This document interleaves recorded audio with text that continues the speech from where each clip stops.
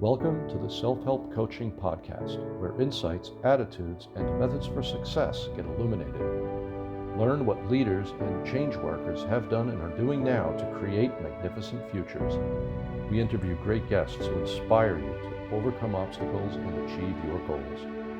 Be sure you visit our website at self-helpcoaching.com.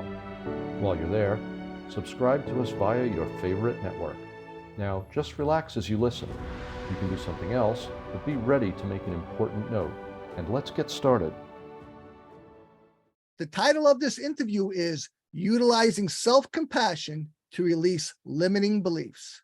And our guest is Kamini Wood. And we'll be talking about the importance of emotional safety and how it relates back to relational self-awareness. And I love that. So let me tell you about Kamini Wood. She is a certified professional coach, helps people take the courageous steps to identify their limiting beliefs, the reasons for their stagnation or feelings of not enoughness, so they can have what they want professionally and personally to live a fulfilled life. She is the creator of Authentic Me. That sounds great. I want to learn more about that. And CEO of Live Joy Your Way, a coaching company helping high performers and overachievers who have seen success through old-rooted traditional metrics reestablish their relational self-awareness, meaning she helps them understand how they think, what beliefs might be holding them back so they can really come home to joy, fulfillment, and the newly defined definition of success driven internally rather than from external validation. Fantastic. Her clients truly live into self-acceptance, self-confidence, and self-leadership. Trained in internal family systems, cognitive behavioral-based coaching, and acceptance and commitment-based coaching, she's able to help her clients navigate through past traumas, toxic relationships with others and themselves, and into the life they want professionally and personally. I'll tell you, after that bio and resume, sign me up. Fantastic. Welcome, Kamini. Thank you so much for having me. I'm excited to be here. My pleasure. And it's a bit of a testament to persistence and how valuable that is. This is not the first time Kamini and I have attempted to have this discussion. We had some tech trouble, but we persisted, and here we are. And I am really looking forward to this discussion. We are definitely in the same tribe. I was a life coach. I understand the value of coaching, how it's incredible, how it easily makes the difference. And thank you very much for joining me. Absolutely. Absolutely. My pleasure. So let's get, first of all, let me talk about your company, Authentic Me. Tell me about that a bit. So as I was creating my company and trying to figure out, how to summarize what it is that I really wanted to help people do, the term Authentic Me just kind of came to me, to be totally honest, because as I went through my own self-transformation, what I realized was that for so long with my people pleasing and my perfectionism that I was dealing with, it was just a combination of wearing many different masks or filling different roles. And really what it came down to was, who is Kamini? Who am I? What do I stand for? What are my beliefs? What are my values? And when I really came home to that, my authentic self, that's when I really started to figure out where I wanted to go with my own purpose and my own drive, which actually led me into running the business that I run. But really what I want to do is help people recognize that they can come home to self. And when they have that relationship with self, they're their authentic self, they're their authentic me, that's really where it's at. That's when they can truly decide and choose for themselves where they want to go next, rather than constantly living on this autopilot and constantly living to somebody else's expectation of who they should be or how they should be. It's, who am I authentically? Absolutely. I consider one of my greatest assets is my self-expression and my embrace of my own individuality. I don't say that in a selfish way. Every person, their own life is the greatest gift they have from God. And I say that in the most non-religious way possible. And I don't mean that in a selfish way. What are you going to do with this life? But it's your life, and it's you, even, and whoever you think you are, you're more than that. But aside from that, one of the greatest struggles for any person, every person, is the struggle for self. We have all these pressures to conform, to deliver, to these obligations, whether they are perceived or not, or whether they're real or not. Certainly they're perceived. But who are you? What mask are you wearing? And I used to be a hardcore punk rocker with the mohawk and all that. Matter of fact, the first scene I got into was in Raleigh, North Carolina. I was a soldier at Fort Bragg. And one of the things I got into at some point was, obviously most people want the approval of others. So I went the other way. Punk rock's a very extreme thing. I was like, okay, I'm not going to go for approval. I'm going to go for disapproval, which was a very interesting experience. And I learned a lot. And one of the things I learned was not to do that, because it was its own dysfunction and it caused a lot of problems. But I learned a lot about it. But yes, this need for approval is such a quagmire, such a trap. I mean, you don't want to be a jerk, but you don't want to be a pleaser either, because you give up yourself, and you can easily become an addict to other people, codependent. Codependent overfunctioner, right? You become an overfunctioner. And then what ends up happening is, as you're overfunctioning for other people, eventually resentment just keeps growing, right? Your own personal resentment, right? So then it grows and grows and grows until eventually you resent yourself as well as the people in your life. So that is a huge thing, because we have, society, culturally, or, in your own inner world, or not your inner world, but the world that you live in, surrounded by your family, friends, businesses. People have expectations, or set these norms, or maybe it's a moray, but if it's in conflict with our values, and we're succumbing to that external thing, resentment gets built up and built up. And people don't talk about that. Like, it's not even a factor. No, it is a huge factor. It is a huge factor. Resentment gets built when I feel victimized, or, which is his own thing. It may be real or not. But when I don't get to express myself honestly, and I'm suppressed, or oppressed, or shut down in some way, or disregarded, marginalized, I get resentful. Yeah. And we can ignore it for a certain amount of time, right? We'll say it's fine. It's fine. Oh, no. And we'll push it into a little box in the side corner, right? And it's like, oh, it's over there.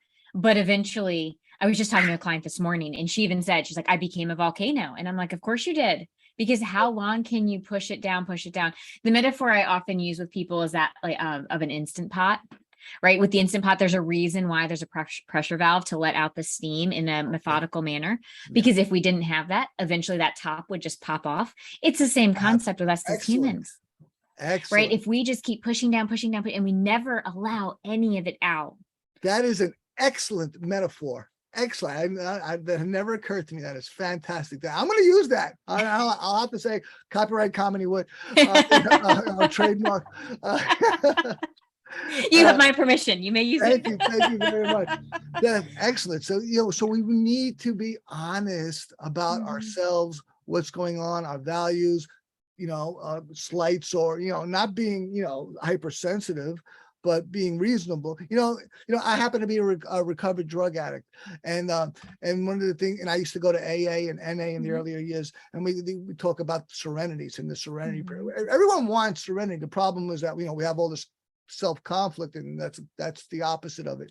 And but there's this notion of serenity, which is peace, and so sometimes a person who might be striving to do well, or maybe doing well, to say, oh, I don't have serenity. I would modify that with an adjective of reasonable, a reasonable degree of serenity. That doesn't mean I have to be in some utopia. Oh, everything's so beautiful. I'm like the Dalai Lama. No, I've got pressures. There are things. Some things go wrong. Some things are not as good as well as I'd like them. But are things well enough that I can be happy with this and be okay? This is okay. Right. Right. And I love what you just said, because I do think that sometimes people, even in my field, will come to me and they think that it's being fixed so that they do this work and then everything is quote unquote perfect. And what you just said is really important, is that serenity doesn't mean that I'm living in rainbows and unicorns 100% of the time. Right. What it means is I can feel at a place of fulfillment, even if I'm facing life's challenges. I still am a fulfilled person, even though what I'm dealing with in the moment is very difficult. Much like the self-work that we do through my coaching, is we're building tools and ways to manage and navigate life's challenges. We're not trying to become immune to them. We're really, because at the end of the day, our growth, our evolution is we're ever evolving. Being human involves growing and learning all the time. So it's about releasing this idea and this attachment to, oh, I'm going to know it's going to be fixed and I'm going to be done with it. Much like to your point about serenity. It's not like we get to this one place where it's like everything is perfect. It means I am okay with myself, even in the midst of life's most difficult challenges. Absolutely. My primary trainer of neuro-linguistic programming, Rex Sykes, one of the things he taught me, he taught me so many great things. I lost my train of thought, but I'm sorry. But is that, oh yes, I got it. Thank you, God. Is that don't make your life about fixing problems. All right. Yeah, I want to fix problems. I'm very solution oriented, but if it's fixing one problem after another, that is tedious and exhausting.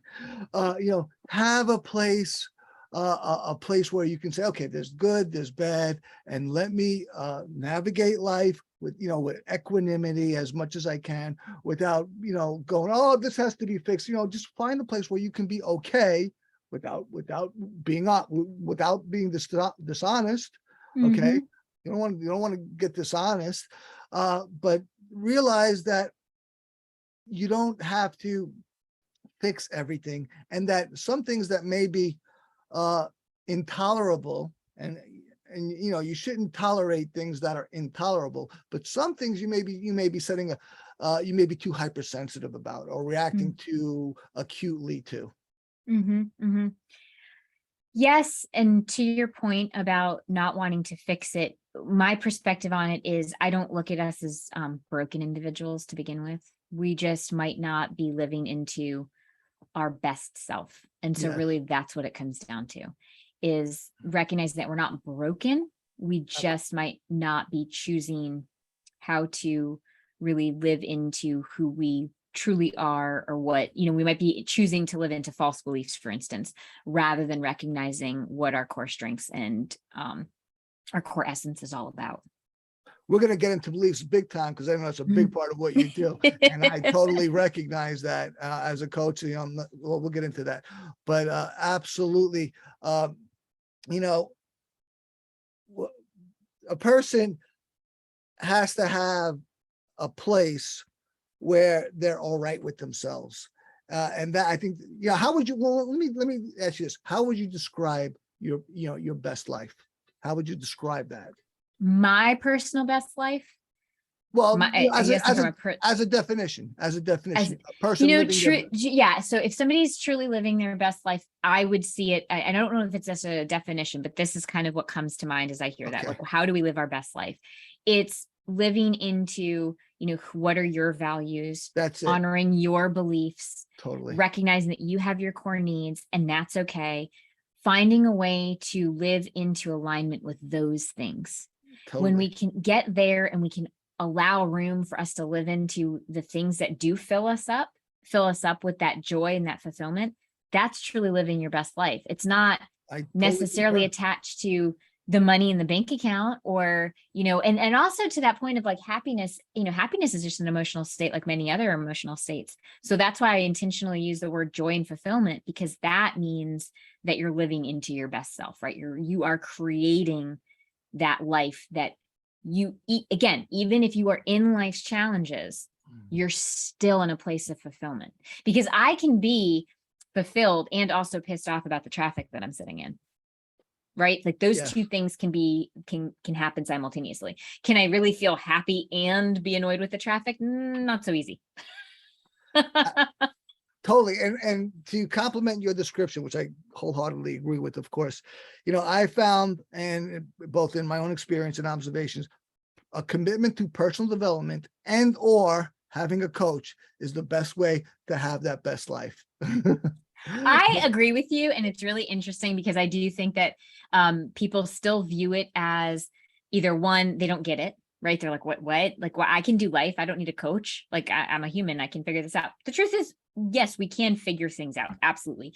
But, when we think about just in life, when we wanted to excel at a sport, or we wanted to excel in a musical instrument, or we wanted to excel, maybe even do better in school, what did we do? We went and got coaches. We went and got tutors. We went and got people to help support us. And that's what I see my role as. I'm not fixing anything. I'm somebody's co-collaborator to be that person that walks alongside them. And in those moments where that belief in self isn't quite there yet, I can hold that space and believe in my client until he or she can step into it and own it for themselves. So Absolutely. and it's funny because when I first started on this journey, I didn't totally know if that was, does this make sense? Is this the right thing to do? And really what it is it absolutely makes sense, because when I've now had the privilege to be able to work with so many people and see the transformation from when we first started working to when we complete with each other, that it's night and day in terms of how they see themselves. And that at the end of the day is really what it comes down to. How do you see yourself? How are you showing up for yourself? In my opinion, that's the core. The foundation is that relationship with self. Absolutely. And we can get when we're in the picture, especially emotionally, it's hard to see the bigger picture. And what you are, coaches, or you're an expert observer who has a body of knowledge and a set of tools that can be brought to bear that can really make the difference for a person. That's to me, that's what a coach does, and they truly make a difference, as long as they're not total crap. They really make I have screwed up a lot of people, but I have apologized to those people. But what's funny is I love how you just said, though, because it's really true. When we're up against something and it's like we're right there and we can't necessarily see it. And what I really view the coaching perspective and just what we're doing in the work that I do with my clients and that time that we spend together, and through those conversations, it's allowing that space to kind of go up into that bird's eye view. Because when you are able to get there, it's like, oh gosh, that's where that's coming from, or oh gosh, that's the pattern. But when you're right up against it, it's so hard to see it for yourself. Oh yeah. And the other side of the spectrum too, that's when, there's some intensity of emotion perhaps. But the other thing is when we're in a routine and we're stuck in a routine and there's no emotional charge. It's just, routine. But so either way, those, everyone's listening. Kamini just gave a whole full body nod. She's like, yes, she knows from experience, undoubtedly, and you listening, how is it when you're in a routine and you feel stuck, right? Or you want something more and you just can't break out of it. And there's no emotional charge. There's just, wow, my God, there's resignation, not acceptance, which is a great thing, but resignation, right? Yeah. Well, that's where a coach comes in. Mm-hmm. Okay, great stuff. Let's take a moment to hear from our sponsor. We'll come right back with Kamini Wood. Great stuff, This episode of Self-Help Coaching is brought to you by Proficio. Ever heard of accelerated learning techniques? What if you learned more deeply than ever before? What if you remembered what you learned far better than ever before? Visit www.proficio.io. That's proficio.io, where you can understand perhaps better than ever before. You're listening to the Self-Help Coaching Podcast with me, your host, Tony Petrozza. We're having an excellent conversation with Kamini Wood. She's down in North Carolina. I'm up in Brooklyn, New York. I love both places. And we've been talking about her coaching and the benefits of coaching and some deeper insights. Let me get to a question. How do we what do we mean by self-compassion? We talked about personal development. Now we're getting into something what a lot of people call self-love or whatever, but you answer the question, please. So with self-compassion, which the way that I view it, it's really based on Kristen Neff's work. There's 3 pillars to self-compassion. The very first one is kindness over judgment. And what that means is when something, for me, when something doesn't go the way that we wanted it to go or the way that we expected it to go, leaning into kindness over judgment of self. The second pillar is common humanity. And what that really means is we are not isolated. We're not going through things for the very first time. Other people have had similar experiences, and it's okay to recognize that, to put voice to what we're going through. We don't have to hide it and go into isolation that something negative has happened, and instead bring it to the forefront, lean on it, and allow other people's experiences to help us recognize that we're not isolated, we're not going it alone. And then the third one is mindfulness versus over identification. And what that really means is being in the present moment. It doesn't, just because something is happening in your world doesn't mean that that's what you have become, right? So it's just about, this is my present moment. This is what's happening. I can show up for myself in this moment, really utilize the kindness over judgment, recognize that I'm not isolated. So I can lean on those people that I'm closest to. I can get vulnerable. I can ask other people for what they might have done in a similar situation, and I can work through it. So often we are able to be compassionate to other people, right? Like our friend is going through something difficult. We show up and we are so kind to them, and we cheer them on, and we offer a listening ear. And maybe we have some advice that we would give them. Maybe we don't. Maybe we're just there and we're in the present moment and we're just sitting with them. It's giving ourselves that same compassion. It's offering that same thing that we would give that best friend or that loved one, and just offering it to ourselves, instead of allowing the inner critic to jump in and tell us every reason why we're terrible, we're not good enough, we're stupid, we're all the things that the inner critic wants to tell us. It's really giving ourselves the ability to recognize that we're human, we're making decisions with the information we have at any given time. And from there, we can say, okay, this worked, or no, this didn't work. What did I learn? And how do I move forward from here? Fantastic.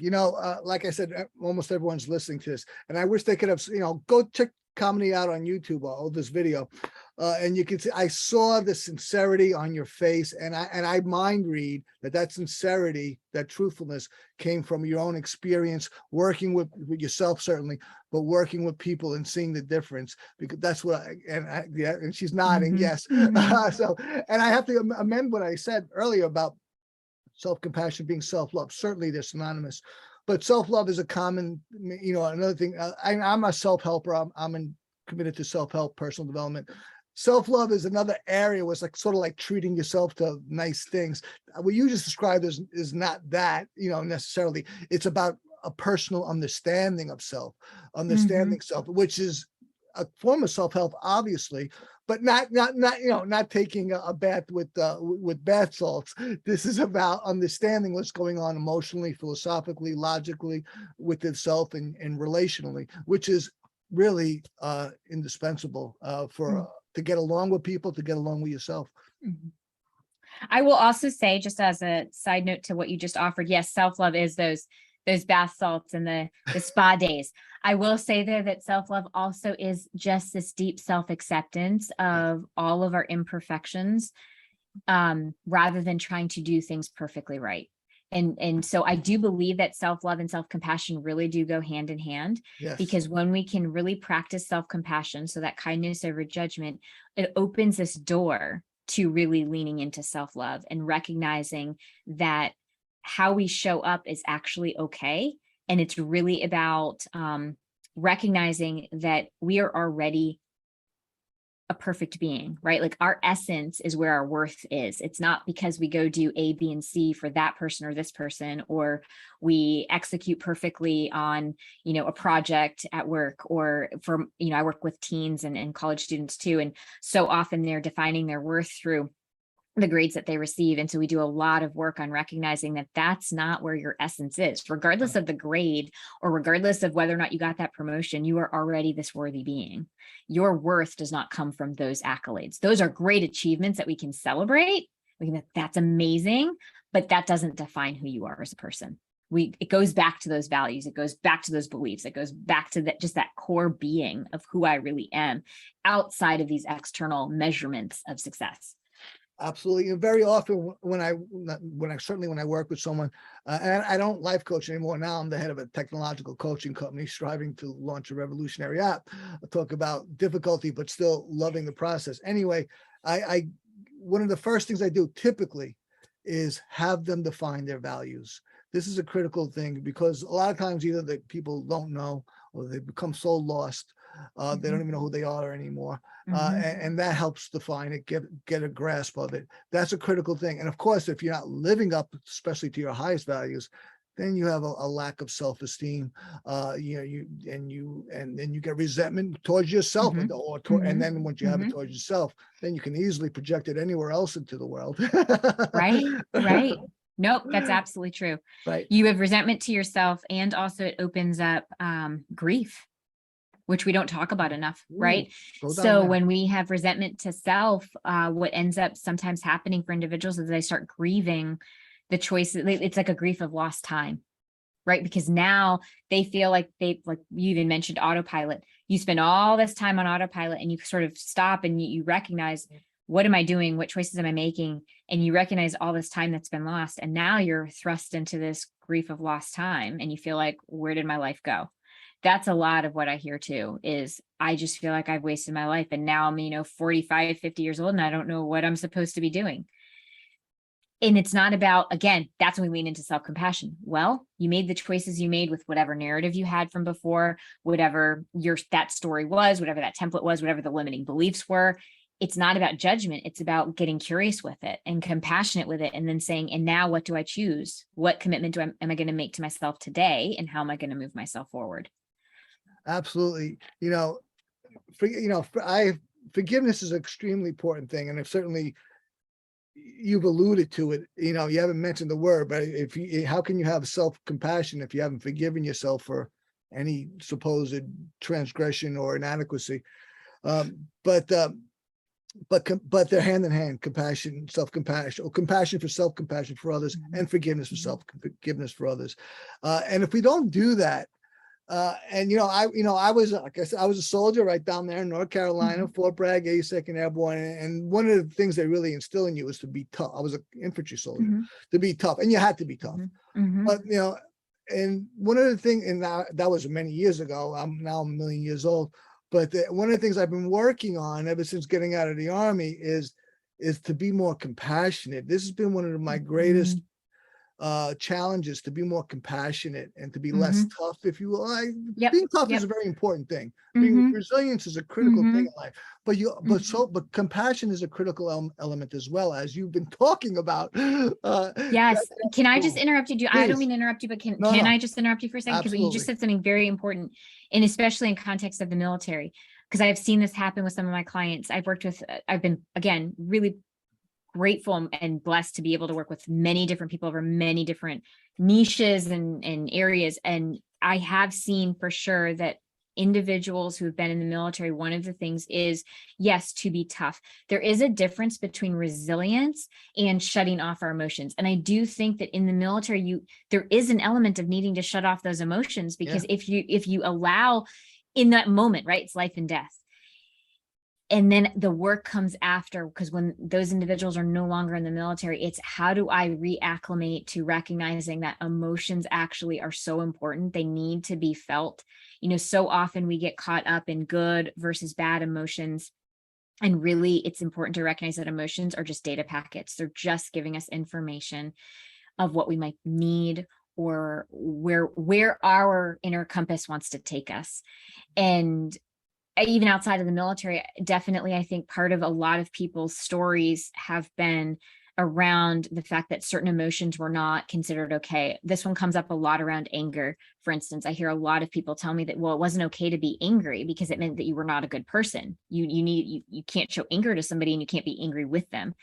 And really, it's about recognizing that anger is just telling you that you're needing something. Like maybe the anger is just there to say, because a lot of times, let's just be clear, anger usually is like that first emotion, and then there's plenty of emotions underneath. Like, for instance, when I get angry at one of my children, it's generally because I'm afraid that they're about to get hurt or hurt themselves. Something bad's going to happen, right? So there's a lot of fear underneath it. But other times with anger, there's, frustration, there's sadness, there's feeling unseen. There's so many different emotions that can be under it. Right. So what if anger wasn't this negative thing? What if it was just really there to bring us information of something that we need, rather than it meaning that we're bad people or we're not a good person? So, and I know I just went off on a tangent, but I think that what you were just sharing was really important, was that yes, resilience, but resilience doesn't necessarily have to mean we don't feel our emotions. And that's just Absolutely. another element, right? That's just another element of this idea of self-compassion. It's recognizing that through self-compassion, we can actually raise our resiliency factor, because what we're really doing with that is giving ourselves permission to be able to bounce back from those challenges. We don't get shut down from them, but rather it's like, we can recognize, okay, out of kindness of self rather than judgment, how do I want to show up, or what choices am I going to make to move through whatever this challenge is in front of me? Absolutely. Life's a bitch. Life is not easy. And you've got to be resilient in order to, live it in a I say healthy way, because, you should always strive for healthiness, whatever a reasonable degree of healthiness is. And that doesn't just mean absence of disease. That means that you're as vibrant as you could or should be. But, and that's emotional healthiness and physical healthiness. And I really like what you talked about, about anger. Anger is a normal emotion. All right. Well, they're all normal emotions, but, are you having them excessively? Are they dysfunctional? Are they creating trouble? Then, but, like I mentioned, I'm a recovered addict, I attribute the genesis of that, my father's departure from my home when I was 10 years old. He left he separated and left the family. And I became very sad at that. And that sadness over years became a terrible rage, which is not uncommon. That's what sadness happens. So I had a pathological anger. All right. Now, you talked about a healthy anger, right? Oh no, the kid might get hurt, right? That's healthy, right? Don't do that. I told you, so there are times that anger is good, and sometimes you're like, well, you can go, what's beneath this anger, and you've got to go there and resolve it. Otherwise, it'll perpetually come up. It's harbored. It'll always manifest, and these are things you've got to deal with. And the emotions, which was the initial part of this topic, we can get them from just conditioning. You hear, like, for a very easy example is you hear some song from long ago, and you start thinking about that boy or girl or feel whatever. There's an example of conditioning. Or it can come from more typically from a thought. You have a thought, and then you have a feeling about that thought. So you don't like the feeling. What do? Well, change the thought. Change the thought, or you can do other things. You can just change your body position. But the thought is what typically precedes the feeling. And once we get control of our thoughts, then we can control our emotional life to a much more pragmatic degree.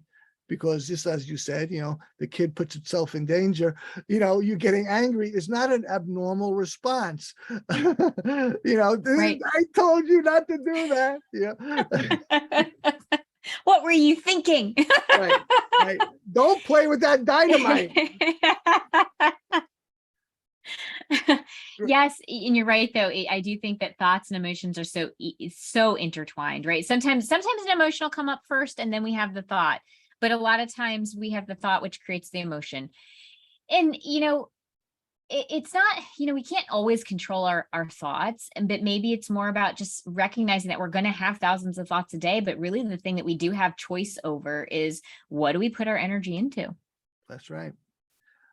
I love the old Indian story is this, I can't remember it exactly, but this Indian boy asked his Indian grandfather, and about why people are good or bad. And the grandfather said, everyone has a white wolf or a black wolf on their shoulder. Whatever wolf you feed is the stronger wolf. So you want to feed those negative thoughts, you'll get a lot more negative feelings. You want to feed those positive thoughts, you'll get a lot more positive feelings. But those wolves are always present.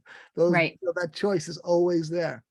That tendency, I am constantly, and I've been doing this for many years, weeding the negative thoughts from the garden of my mind constantly, and I'm much better at it. So it's not exhausting, but I used to be so negative that it was exhausting. Oh my God, I'm totally overrun by negative thoughts. But the more you do it, the better your mind is, and the easier it is for you to do, and the less you have to do it. Mm-hmm, mm-hmm. I've often attributed a gratitude practice to helping with that because let's be clear, we're not talking about toxic positivity. We're not saying, oh, I'm having a negative thought, so let me think of something positive that's the complete opposite. That's not what I'm referring to at all. It's just really recognizing that we have a choice as to what we put our energy into. So for instance, if we're having a negative thought, it's okay, I can choose to continue to think this thought, or I can maybe ask myself, can I shift the thought that I'm having even ever so slightly to something that's still accessible? But it's not saying, let me just pendulum swing to the opposite of this, because our brain's not going to accept that. And I have just found that having an active gratitude practice, one that you're doing every day, it's like, what am I grateful for? And I really am specific with it being within like the last 24 hours, because we all can do the broad stroke gratitude practice, right? And there's nothing wrong with that. There's absolutely nothing wrong with that. But if we can take it into the last 24 hours, now we're practicing mindfulness. Now we're practicing present moment rather than like super far into the past or future tripping. It's this moment right here, right now. Again, this is one of the pillars of self-compassion, right? Mindfulness. So it's within the last 24 hours, what are some things that I'm grateful for? And what that does is it allows us to look for the things that are going quote unquote right or going well. Yeah. And so when we're having those, we're being hit with negative thoughts, we're matching it with also what's going well. What's going right? What is, and I even challenge people to say, even in the midst of like something that seems really hard or really challenging, take a breath and just ask yourself, what's the one right thing in this moment? Just the one thing, right? So I've shared this with clients too, but like my dad had some health conditions, and in one of the really stressful moments, I had to challenge myself to say, okay, what's the one right thing? And I recognized that by having all of these tests done, we were actually able to answer some questions that we weren't able to answer before. So it's even in that moment of really challenging times, the one right thing was, well, actually, this is the thing that we're getting out of it.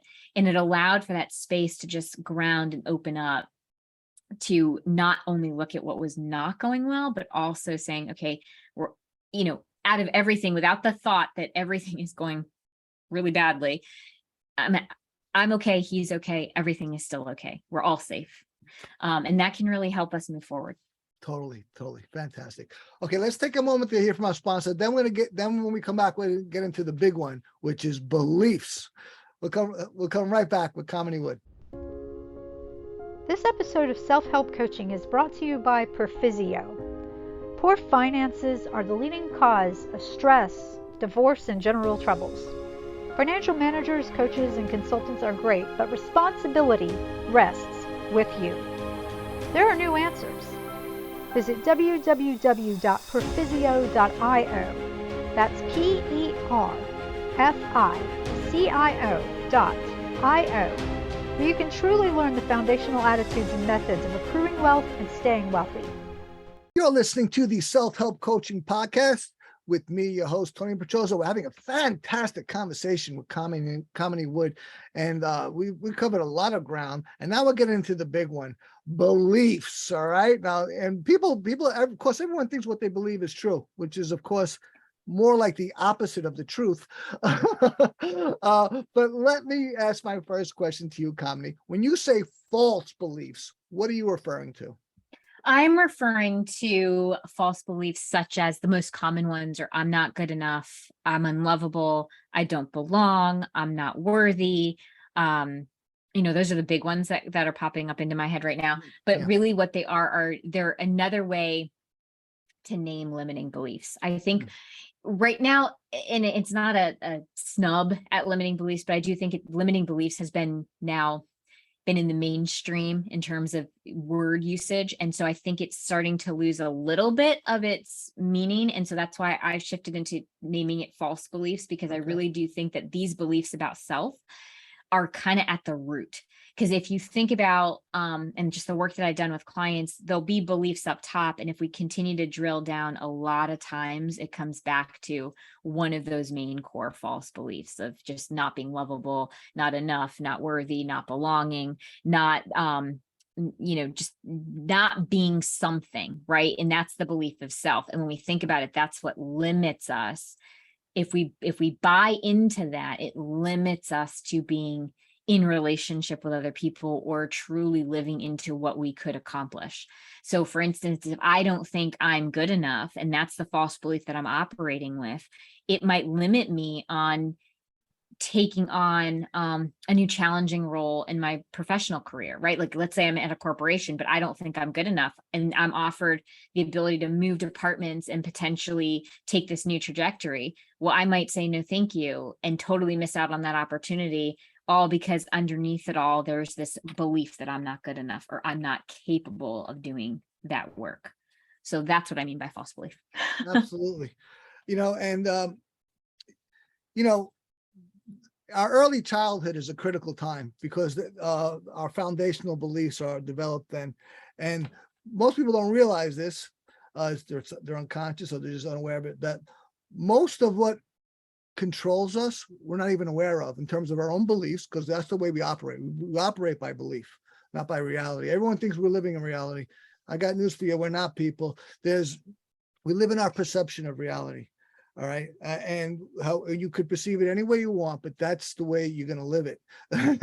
Right. And there's the hard reality, right, that we can all agree on, right, that I'm knocking on this little pyramid I'm holding. And then we can agree on how, then I might say how beautiful it is, and you might say how ugly it is, and then give me the great reasons why it's so ugly. That's a belief. They're all beliefs.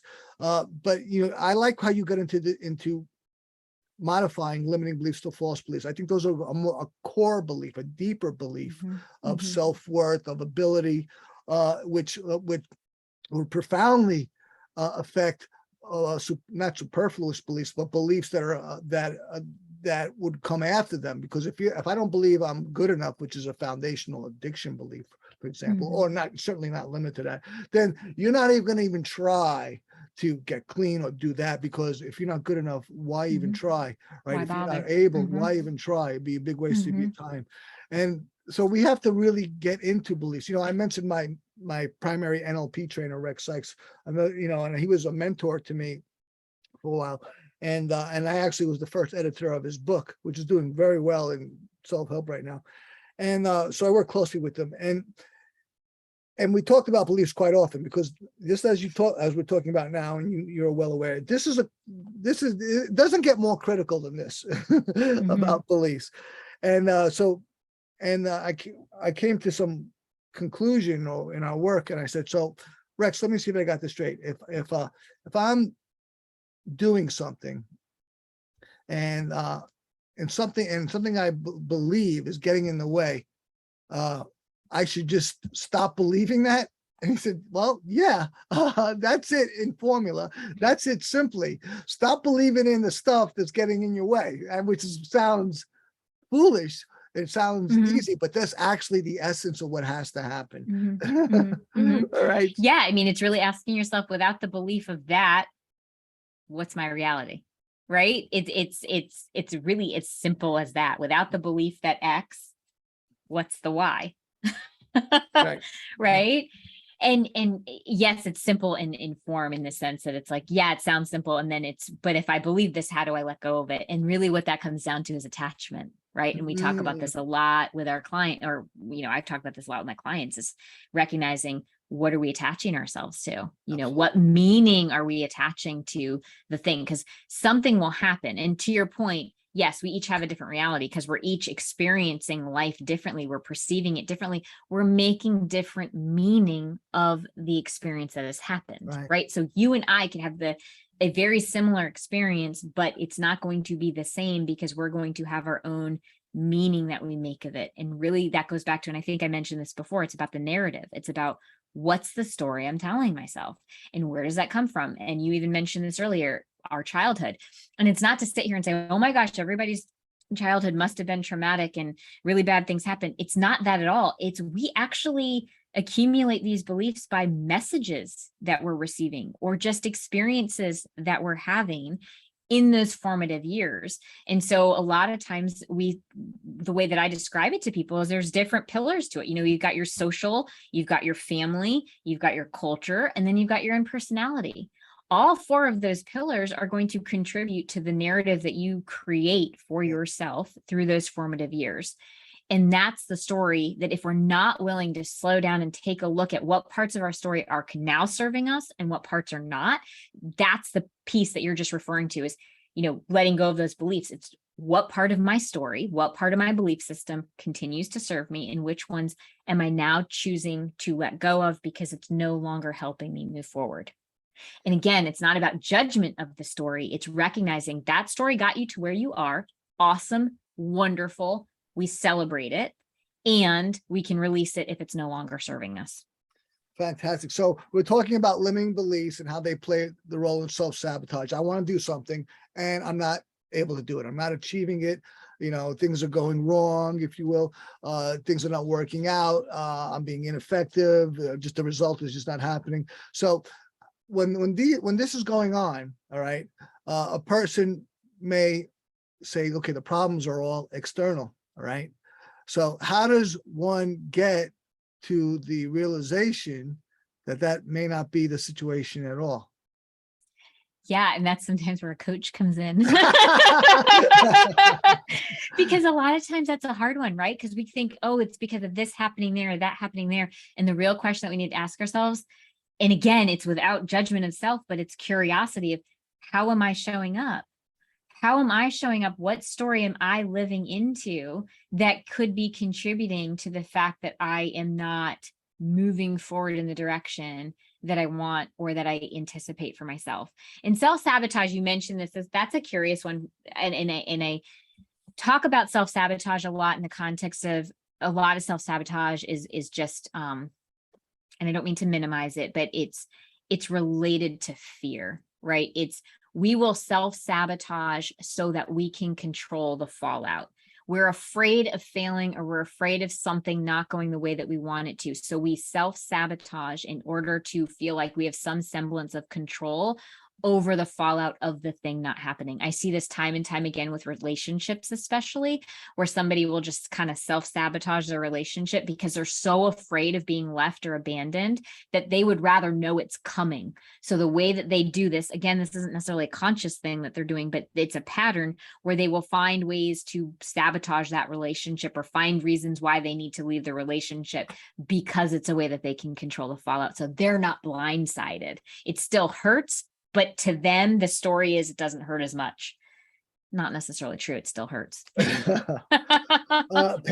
is a signal. All feelings are signals. So, you said so much, and I wrote down a number of points to address what you're saying. But, I'm going to bring up Rex Sykes. The guy is so influential on me. And I don't even consider myself his protege anymore, but he taught me so much. And I mentioned his book. That book is Get the Life That You Want. I can't remember the title, whatever. Anyway, he professes that there's no such thing as self-sabotage. And what he says is nothing but limiting beliefs. Okay. And I buy that. You can use that term self-sabotage. That's fine.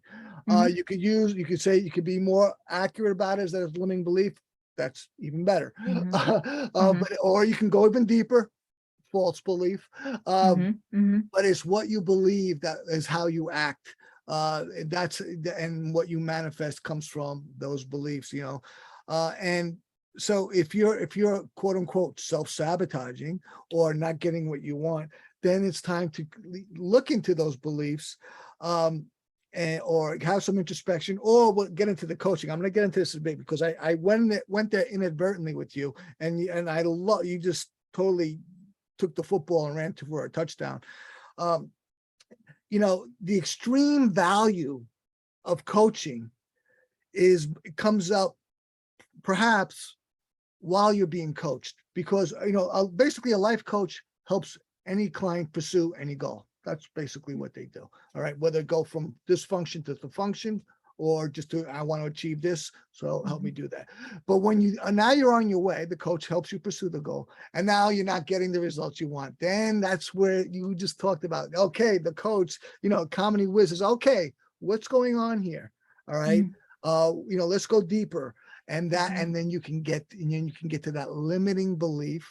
that is getting in the way. That quote unquote self-sabotaging. Kamini says, is there something here? And then you can either lead a person or help them find it on their own, quote unquote, or you can say outright, you don't see it. You keep on eating all day. That's why you're not losing weight. You could easily be blind to your own behaviors. And that's one of the great values of a coach, is that she is observing as you are making motion towards your goal.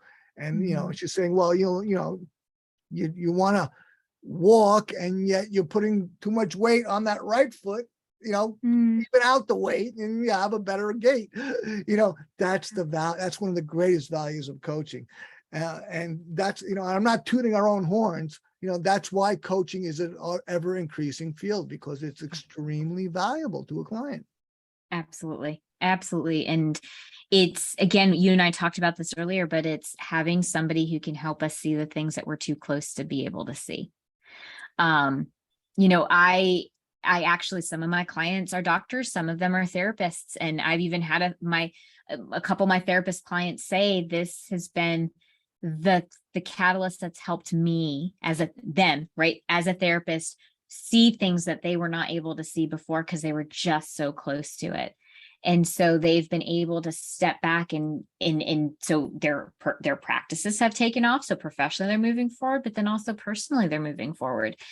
And it's not, again, not to toot our own horn, because it's not me doing the work. Like, I'm very clear when I talk to people, I'm not showing up fixing anything.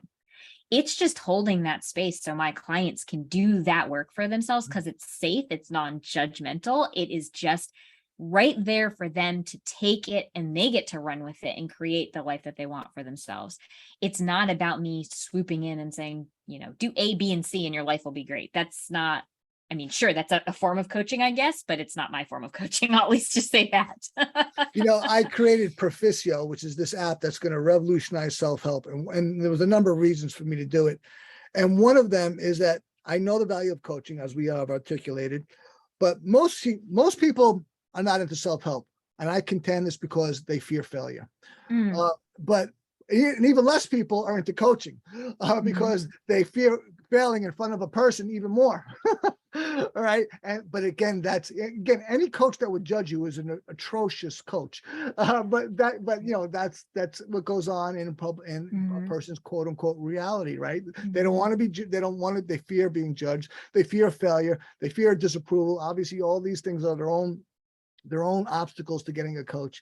And I realized that, well, if I made an automated coach, a robot coach, then a person could eliminate those problems. Those problems would be eliminated, and the person could go get a coach. And that's what this is.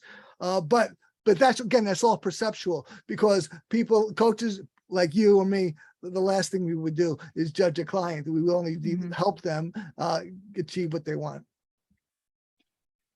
So we're gonna take our last moment here from our sponsor. We're gonna come back with the unfortunate last segment with Kamini, because this has been a wonderful conversation, really packed with value for the listener.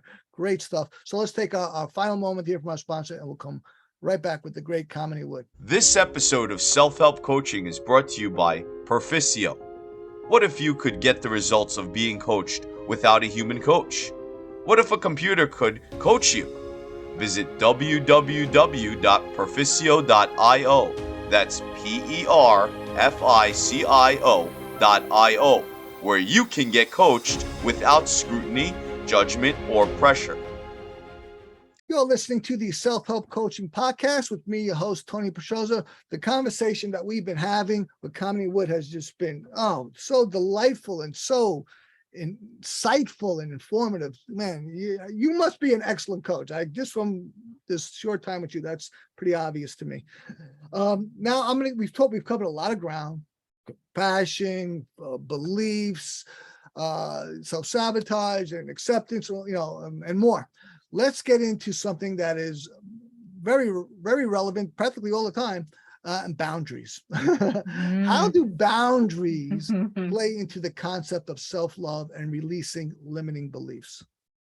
Oh my gosh, we could talk about boundaries that could be a whole nother podcast episode. We got 3 So minutes, Kamini. I'm gonna just try to be as succinct as possible. Boundaries are, I think, a way that we practice self-love. And the reason why I say that is because when we're able to state what works for us versus what doesn't, we are honoring ourselves, which is a form of self-love, and we're also honoring the person that we're in relationship with. Because what we're doing is we're being very clear for ourselves first and foremost, what is in integrity with me, what works for me. And then we're also allowing ourselves to communicate that upfront and honestly with the people that we're in relationship with, so there's no unspoken expectations or assumptions. Because the truth is, when we have unspoken expectations or assumptions, that's when frustration, resentment, and all the toxicity happens, right? So it's about, boundaries are truthfully in my opinion, and I've worked on boundaries, I'm still working on boundaries because as a people pleaser, that's what we do. But it's so important to be able to recognize what works for us and what doesn't, and being able to communicate that to other people around us. Right. Now, it's pretty commonly known that healthy people have boundaries and unhealthy people don't. And if you didn't know it, well, there, I just said it. And I would say that it's pretty simple, relatively easy to identify that. Your state of emotional well-being, or we'll just leave it at that. And that is, if someone makes boundaries and you don't respect them, you're probably unhealthy. So you'll say, "Oh, wait, great, Tony, you're condemning me." No, what I'm saying is, if you can recognize that, you can say, well, if I'm unhealthy, Tony, the great guru, says I'm unhealthy, either if you can accept it or not, but what can you do to respect the boundaries, which would be a mark of healthiness, healthiness, or how can you otherwise heal yourself or improve your health? And I'll also go the inverse. If you are respectful of boundaries, then that's a mark of healthiness. All right. So you can, right there, it's right there, right in hand. What do you think about that? Is that too simplistic? No, I think it's a really great way to describe it, because I do think that people get really lost in the weeds when we start talking about boundaries, like what is a healthy boundary, what's not a healthy boundary. For me, it just comes down to there are 3 types of boundaries. There's porous, there's rigid, and there's healthy. Porous is, I'm going to set a boundary, and then as soon as somebody pushes back on it, I'm just going to collapse and say, no, it's fine, and it goes away. Rigid is, I'm building this wall and you're not allowed in, and I'm not going to talk to you about it, and like, it's this way or you're out of my life. That's a pretty rigid boundary. Yeah. And healthy boundaries is, hey, I'm going to build this little fence around where I am. I'm on this side, you're on that side, and a fence allows us to talk between it. We can see each other. We can also move fences if we need to. So a healthy boundary is movable, malleable, but there are consequences in place if you were to cross over that fence, right? If you cross over my fence, my dog is going to bark at you, because there has to be a consequence to the boundary that we're putting in place, right? If we just have a boundary and there's no consequence of somebody pushing, then it's that porous boundary. So that's the way that I try to summarize just the different types of boundaries. And it's that is an excellent model. That is an excellent model. I mean, that really expands my view of it and gives me a greater understanding. So that was wonderful. Thank you for that. Sure. See, it was succinct. Great stuff. Kamini, this has been a most excellent and wonderful conversation with you. I think it's really, really valuable and enriching for the listener. Do you have any final remarks for the audience? I think my final thoughts would just be something that's often stuck with me is that life is really happening through us and for us. And if we can recognize that it's through us and for us, not to us, it allows us to lean into this idea of self-compassion. How can I learn from this? How can I grow from this? Rather than feeling like we are a victim of what's happening around us. Absolutely fantastic. And I understand you have a free gift for the audience. I do. If they go to my website, kaminiwood.com, there is a download for, it's an ebook on limiting beliefs. So all you have to do is pop your email in and it'll be emailed over to you. Great. And we'll have all your social media set up on our profile on our website. We'll set up for you. Great stuff. I knew this would be at the outset. I had a feeling, I should say, a long conversation because you would be so wonderful. And it has been. It's been longer than I had anticipated or usually, because it was that great. I really appreciate it. Fantastic. Great stuff. And remember, everyone, We're all responsible for ourselves, and we could all use a little help. And with that, thank you, Kamini, and we'll see you next time in the next episode of the Self-Help Coaching Podcast. Thank you for tuning in to the Self-Help Coaching Podcast, where insights, attitudes, and methods for success get illuminated. Learn what leaders and change workers have done and are doing now to create magnificent futures. Remember to visit our website at self-helpcoaching.com and enjoy even more great episodes like this one. Again, while you're here, subscribe to us via your favorite network. We look forward to seeing you next time on the Self-Help Coaching Podcast.